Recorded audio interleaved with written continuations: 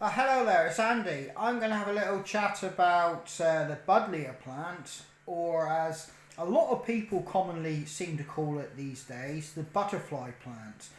Um, I propagate them, and shall we say, members of the public do seem to like to get them from us. So yes, we have a variety of colours in our garden, ranging from blue, purple, a very dark colour which is called dark night, white, and indeed like a pinkish colour right the way through to like what I would call a very deep red, almost bordering going into purple, but it's like a deep red. And that kind of changes from year to year. But yes, these plants aren't native to the UK, where I am. They're actually from the China, Asia, or Asian continent, and around those regions. But they've been obviously brought here to as an ornamental plant throughout the world, indeed. And they are very successful in, shall we say, establishing themselves. They're relatively easy to grow, and if not looked after, they will escape the confines of the garden into the native, shall we say, landscape. So you have to be aware of that and manage them with that in mind. They are a prolific plant once they start to establish themselves. So yes, I'll have a little chat about them, and indeed how you can, shall we say, have them in your garden as just an ornamental plant. But I will state this, that I do actually take cuttings, and I do allow the general public access to the variety of colours that I have.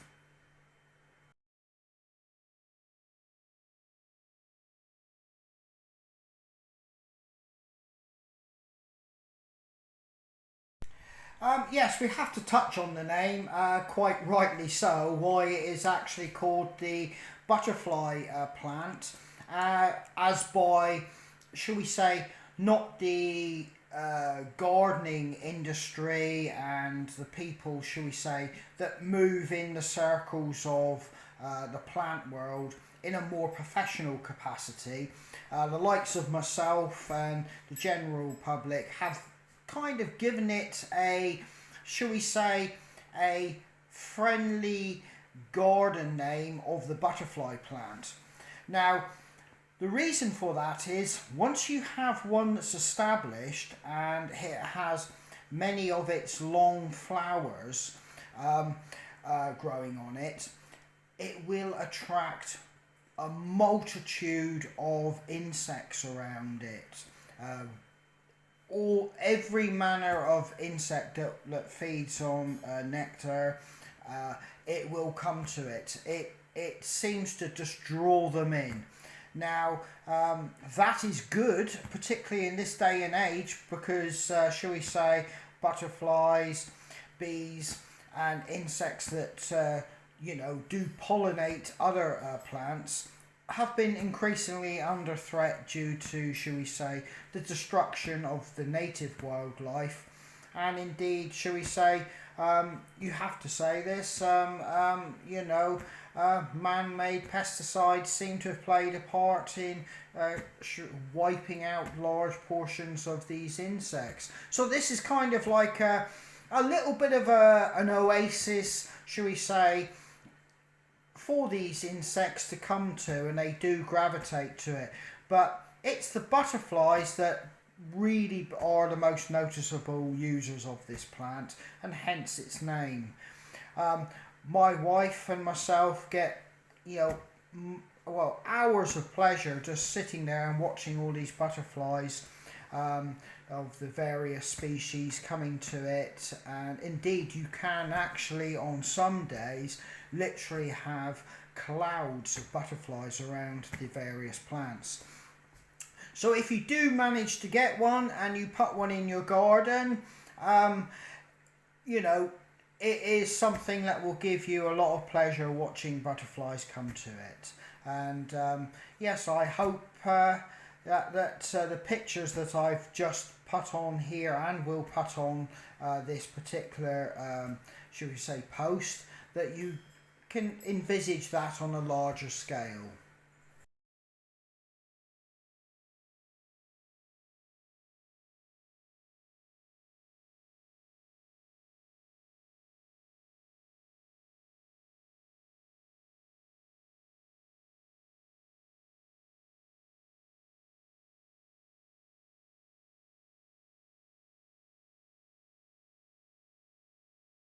This is winter, so obviously these plants aren't looking their best, and I believe this one's a blue one, and we've cut it back and taken cuttings from it, so we're now going to have to let this one re-establish itself again.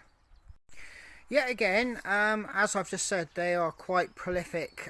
We cut one right the way back to the ground, shall we say, at the end of summer. We weren't going to allow this one to grow in this particular spot, but as you can see, it has made another break for freedom in regards to trying to stay here. So like I said, and I think we will probably let this one flourish now. But yes, they are quite a hardy plant when they have been cut back. They will still continue to still try to, should we say, live off their rootstock. This one we planted over here, and it's been cut back for the winter, so it doesn't get out of hand. But this one is a pink one. It's looking quite healthy, even though it is winter in this particular spot. So yes, it'll be interesting to see how far this one does, should we say, grow in the coming year. I have three here. I have a pink one which has been cut right back, and that will come back again. We use that to propagate some plants from and take cuttings. We got another one here which is a bluish coloured one, and this one here, which will need cutting back next year so it doesn't overtake the garden, is a white one. As you can see, it's winter and the flowers have gone well past it now. Like you say, we could actually take them off, which would help it next year regenerate. But yes, you can see it's got a substantial trunk to it, and we do actually keep taking cuttings and trimming it back from this plant. But yes, they will become a substantial plant if you let them get out of control. This one here planted on the border is actually a bluish mauve coloured one, and as you can see, this one is thriving in its position where it is at the moment, although we have cut it back for the winter and yet again to select cuttings from it. This is another white one which has been cut back for the winter. We had some cuttings off this one, but this one here seems to be thriving in these conditions, even though it is shadowed by, shall we say, hawthorn and blackthorn and a holly tree. They will seek the light, and it does actually push them into growth spurts, so you'll have to be careful of that, because they will try to overtake any other part of your garden as they branch out. This one here is an interesting one. It's a self-sown one which I did allow to get out of hand, and I've had to cut it right back. Indeed, I was rather hoping it would die because it's in the middle of a walkway by our chickens. But yes, it has, shall we say, started to rejuvenate even at this time of year when everything should be, shall we say, in a kind of slumber, well, winter slumber. It is still, it has new fresh shoots. I know it's been kind of mild here, but that just shows you the level of regeneration these plants are capable of. This one is actually just in an area I really need to start cutting back on it. It did get trimmed back, but it's two plants. It's two different types of buddleia, as in colours. This one here gives us a purpley colour and that really dark red I was talking about. It's been took back and we've taken cuttings from it, and I will have to take a little bit more drastic action in shaping this one next year, so it doesn't encroach onto the garden too much, and try to push it upwards towards the sunlight rather than out into the garden. Like I say, these plants do require a fair bit of man management, otherwise they'll swiftly become out of control. This variety of colour, which is a very pleasant bluish colour, actually gives me some really nice flowers. This one here, like I said, a nice bluish colour, but the blues seem to change from year to year. I'm not quite sure what that is. It's only subtle changes, but it's enough to be noticeable. And you can see the leaves on this one here has a kind of like frosting on it as well. It's nothing on the leaves, it's just the leaves have a very slight different frosting colour to it, to the green. But yes, this is a very nice one. It's been cut back again, and I haven't done too good a job because I can see some of it's escaping outwards. I try to keep them going up. Yeah, so we've had cuttings from this one and they've been very successful. Just as a quick demonstration how these plants will actually invade any space, I have no idea how this one got in here with this plant here. This is quite simply self-sown or transplanted it from a broken stem which has ended up in there. I've no idea, but that's how, shall we say, prolific they are in finding life somewhere else. Right, in my greenhouse, you can quite easily see, like I said, it'll be a bit echoey in here. Like I said, we take cuttings of all manner of our, shall we say, buddleias or butterfly plants, and indeed, we, shall we say, let the general public have access to the various colours that we actually have here. It is just something that is a pleasing hobby, and like you say, we get hours of pleasure out of doing it. But like I said, we've got all manners. Like, as you can see, that one's marked Dark Night. That's a Dark Night. Quite a few of those. What have we got over here? That's a purple buddleia. That's a pink buddleia. Yeah, I could go on and on. Like I said, these here, what's that one? That says pink. What have we got down here? That's more Dark Nights. What's this one? Dark Night. That's a blue one. That's white. Yes, like I said, we get hours of pleasure. They're in the greenhouse, these ones here, just till the worst of the weather passes, and then we'll take them back outside. They've been given a light bit of like chicken manure, which really does bring them on. But yes, if they're looking a bit yellow here, that is quite simply because obviously it's winter and these plants do, shall we say, go into like a slumber, and they'll start rejuvenating again as soon as we start reaching the spring months. We collect all recycled plant pots that nobody else wants from their garden, so I'll just quickly show you how I propagate and take a cutting, but obviously it's the wrong time of year to really be doing this, but I'll just demonstrate what I do.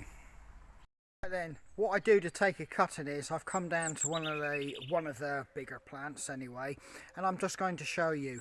I try to go to shall we say, a branch or stalk that doesn't have a flower. The flower would have taken, or does take, a lot of energy from that particular stem, so I always try to avoid taking from that part of the plant. So if you can find a stem without a flower, that's usually the part you probably want to take from to gain the most success.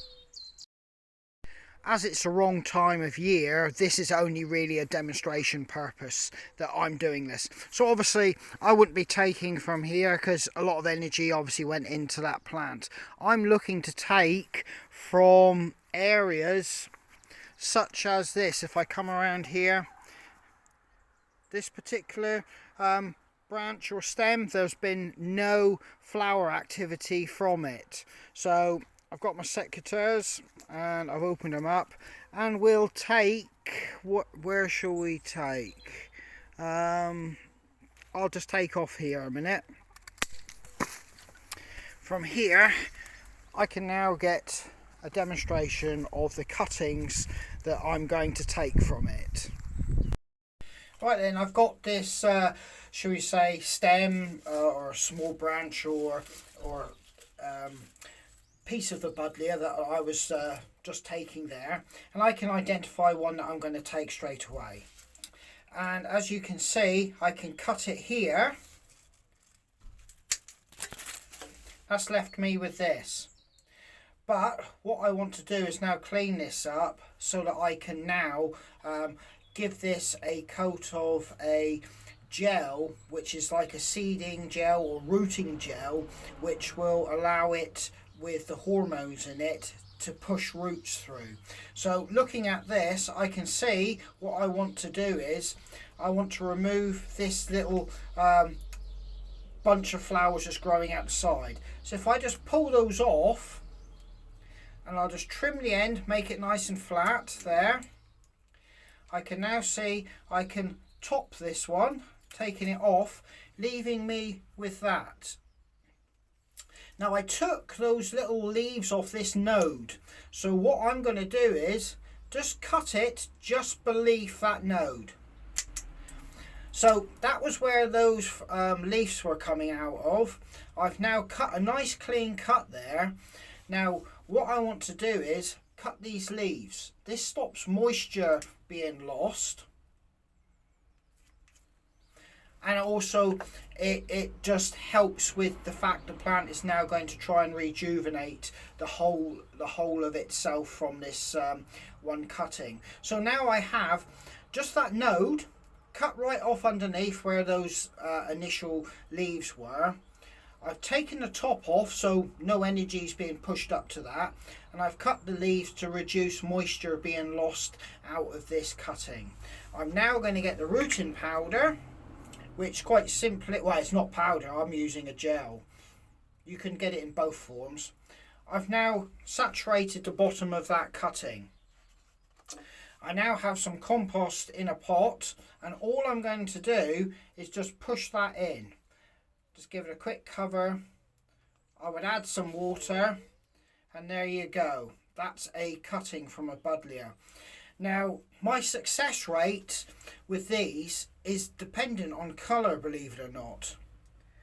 The blue colour is the most prolific of successful, and indeed if you look around the wild, that is the biggest group or species or coloration that you will find in the wild. They're the most successful, and I bear that out with my cuttings. I'll get a 70 to 80% ratio of success just doing what I did there, doing this. Possibly 60% with the white, which is another colour that seems quite prolific, and also the purple colours. Now when I start getting to the dark night, they can be a little less, but the pinks, the reds and the other colours, success rate on cuttings is usually in the 40 to 50% range. But this is just my own personal observation. The blue, purple and white seem to be the most hardiest of the buddleias, and the other, shall we say, more exotic colours don't seem to have the durability and success rate. They're still a good plant and will hold up, but it's the blue, purple and white which are the hardiest and the ones that are the most prolific in, shall we say, being able to breed and successfully breed. The other colours need a little bit more care and attention. Yeah, buddleia plants do need a certain level of dryness. They don't like to be saturated, and they need a moderate level of sunlight to really thrive. They are hardy, and you can find them, shall we say, in even the most challenging conditions to grow. But ultimately, yeah, moderate sunlight, not too damp, and if you do give them some good soil conditions, they will thrive, and you yourself will be able to take cuttings and enjoy, shall we say, populating your garden with plants that will allow butterflies and pollinating insects to, shall we say, have a respite from being persecuted through our modern agricultural and gardening methods.